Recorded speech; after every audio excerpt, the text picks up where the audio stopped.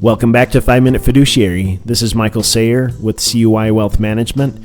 Let's talk about the role that you play in your company's 401k. The Department of Labor makes it very clear that there's got to be someone or some party that is accountable for the decisions that are made within a 401k plan. Sadly, a lot of people who have fiduciary responsibility in their plan don't even realize it. And let's face it, a lot of people get assigned the responsibility over the 401k, but often they don't have formal training to complete their duties. There are a lot of types of fiduciaries that could be a part of a 401k plan, but let's talk about the roles that you're going to most likely encounter in your company if you are dealing with a 401k. There's a type of fiduciary called a named fiduciary. That means that role is named in the plan document.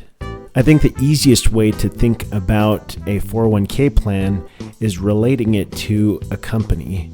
A lot of companies will have a chief executive officer, they'll have a chief financial officer, and they may have a chief operating officer. And all three of these roles have different responsibilities, but if you are a small company, you may be taking on all of those roles as an owner. The plan sponsor generally has the ability to delegate fiduciary responsibilities to other people. But even when they delegate those responsibilities, it doesn't mean that they have no liability for the decisions that are made. They still need to monitor those parties that they delegate to. Now let's jump to the trustee. The trustee, like a CFO, is generally in charge of the assets. This can include safekeeping of plan assets and monitoring investment managers.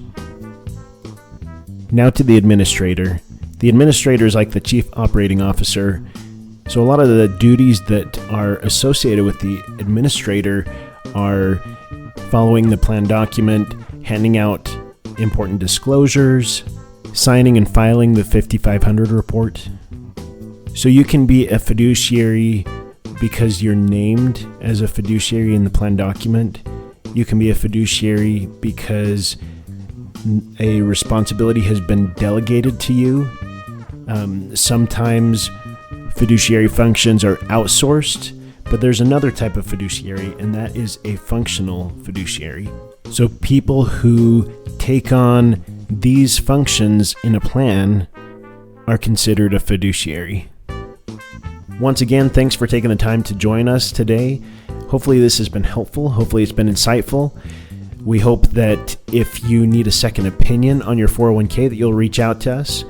And also keep in mind that this is not meant to be tax or legal advice. We'll see you next time.